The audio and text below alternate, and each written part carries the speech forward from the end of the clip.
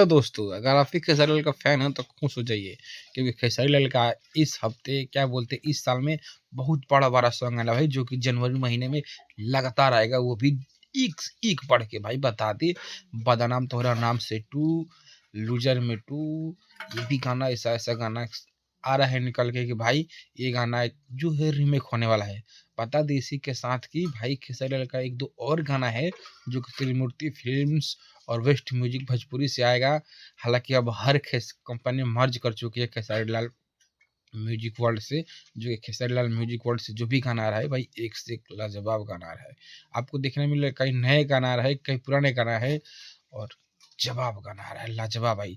बता दें इसी के साथ जो कि हाल फिलहाल खेसारी लाल गाना आया था हैप्पी न्यू ईयर्स पर, वो भी गाना बहुत ज़्यादा रिस्पॉन्स रहा था। और उससे पहले भी गाना आया था कमाल कर ऐसे कुछ करके गाना, जबरदस्त गाना बज रहा है। बता दें इसी के साथ कि भाई खेसारी लाल का जो भी नया गाना आने वाला है 2-4 दिन में, उसका गीत और संगीत दोनों कृष्ण बदल दिए हैं भाई, दोनों कृष्ण बदल दिए हैं।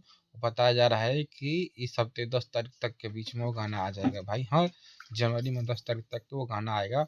और वेस्ट म्यूजिक नहीं तो त्रिमूर्ति फिल्म्स आने का संभावना बताया जा रहा है।